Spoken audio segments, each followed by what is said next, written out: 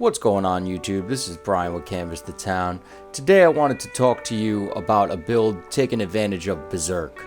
So, you're going to need a talisman that has at least level 1 Beserk. Level 2 Beserk is even better.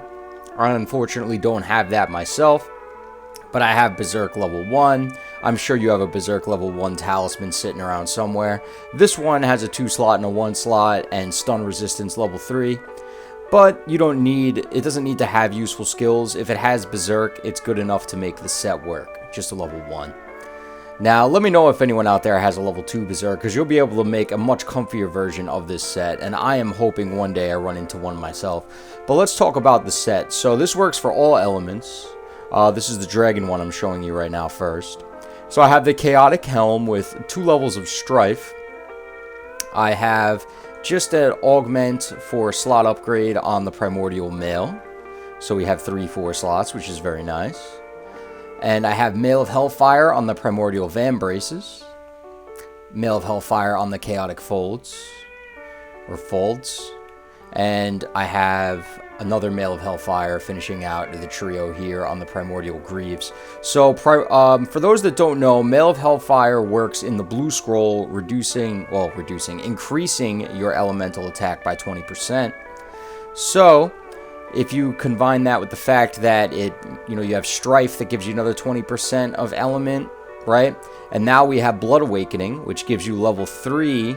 It gives you an extra 30 element when it's activated, which is about, most of the second half of the hunt you're going to have Blood Awakening going.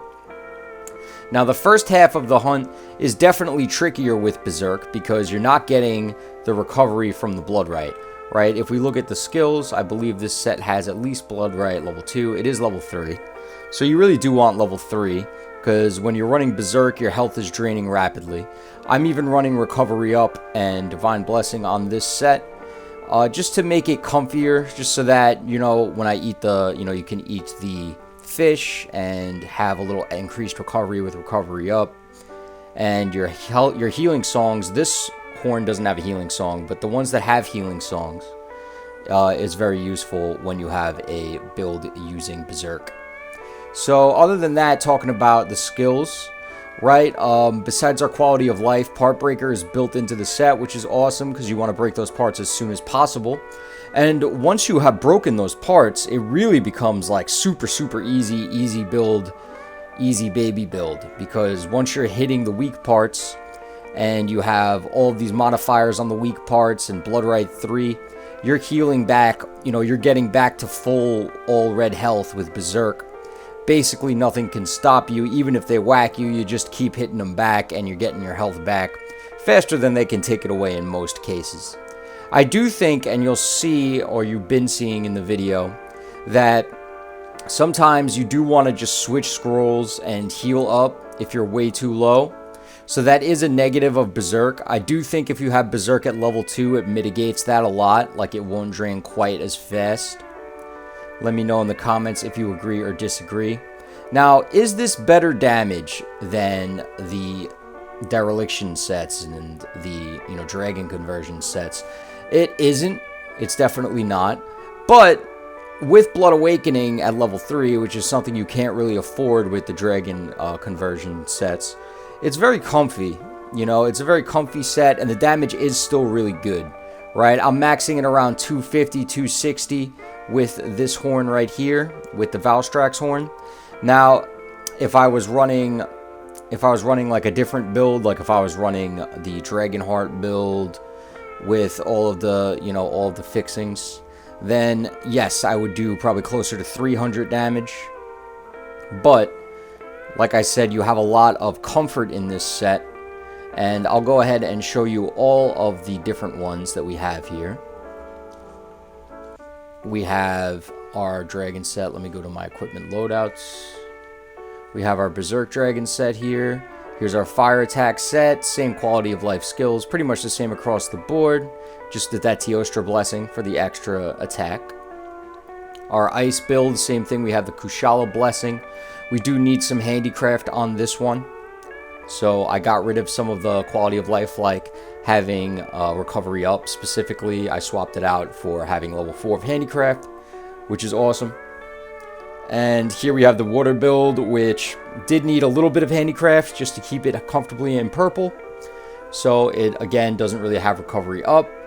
But recovery up is optional, and it's just a comfort thing, right? And for the thunder build, we are running it pretty much straight up. It says ice attack, so it looks like I actually never even changed the elemental attack on this one when I was making my loadouts. So I'll do that real quick for you, and I'll go through the jewels. As you can see, I'm running a level 2 protection jewel here because, you know, that's all I need. You have so many 4 slots with this build, which is awesome. And it really makes it so that, you know, with all of these slots that you have, you're going to end up running some lower level stuff into higher level, you know, slots. And that's okay. That's okay. But yeah, I'm running that new bloodening jewel, right? Because we want to get level 3. And where's my frost? Let's switch that out with thunder. So I don't think I've used this set yet, but if I did, that would have been very sad not boosting.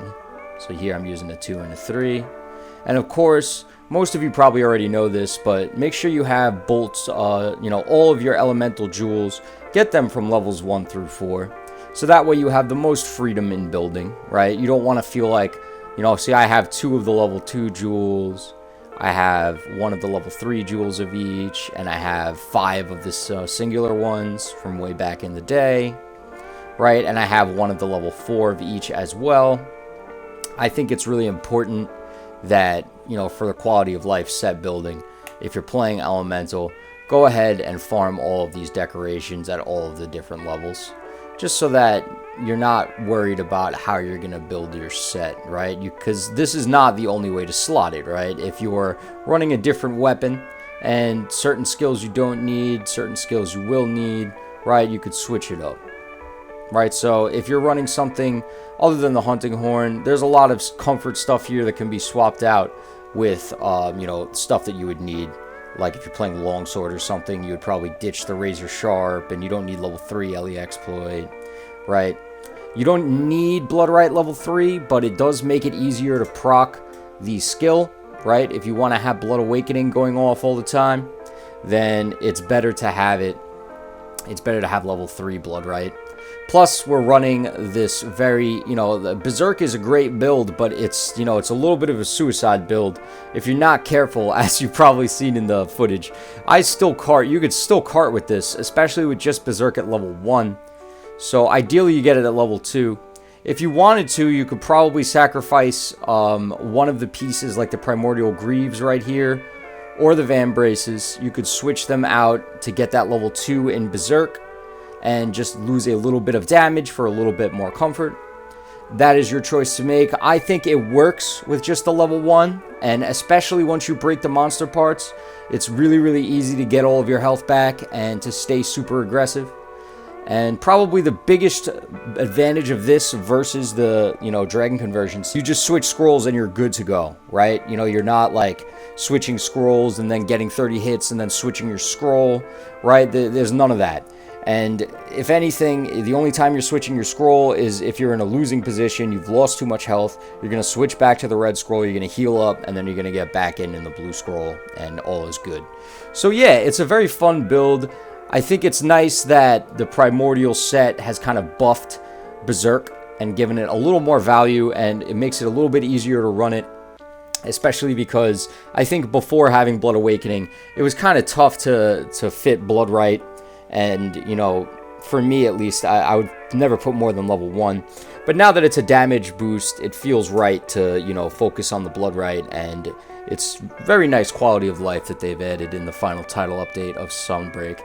Now, what do you guys think of this set? Will you guys be using any Beserk builds? Have you already been using Beserk builds? Let me know in the comments. And if you didn't know, we are doing a giveaway by the end of the year. We're going to be giving away a Nintendo Switch to one of our 1,000 subscribers once we hit 1,000 subscribers before the end of the year. So if you liked the video, be sure to hit that like button, drop a comment, subscribe, and I'll be making new weekly Monster Hunter videos every week. We also have music videos. All the music you've been listening to in all these videos is our recording, so go ahead, check them out on the channel if you enjoy that. Alright guys, peace out.